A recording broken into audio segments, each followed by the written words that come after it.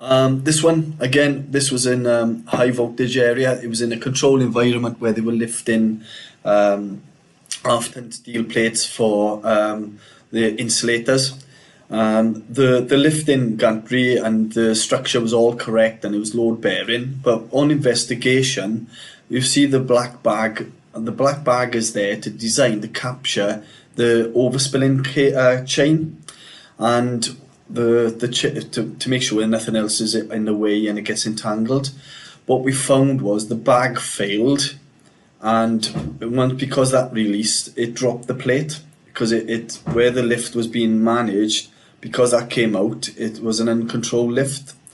So what we found was that the bracket where it was originally was damaged, and what they did was a temporary repair with a normal screw. It wasn't a load bearing screw to actually hold that relevant weight ratio to that chain.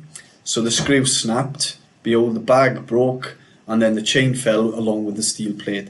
Luckily enough, because it was a controlled environment below where the lifting operation was with the procedures, no individual was directly involved there.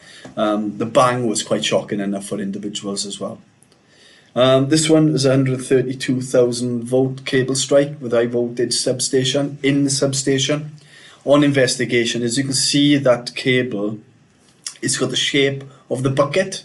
Because it's a mechanical dig, you can do a controlled risk assessment. And this is why I was brought in to go to a place called Wimple to investigate all these particular issues that were going on in this substation and basically get it cleaned up and start changing the culture and the risk-taking behaviour and get the profiles right.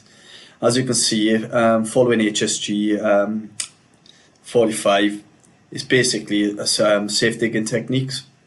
And basically what they were doing is digging too far in. They weren't doing the level scrapes. And if you can see where the cable is, there's a tile, a concrete tile, and that's a marker to show that there was a cable there. And they just carried on digging without realising that they've gone past that safety mechanism and they actually hit the live cable. Obviously nobody got seriously hurt on that particular point.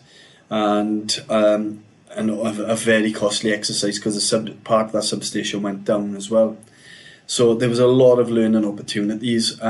Again, rushing to do the job, weren't risk profiling, no banksman was observing. But I have dealt with another fatality with that in the past where a banksman did jump in to investigate, and then there was a flashover and behold, the individual passed away. So this is where it's concerning that follow the procedures, identify the risks, manage the risks.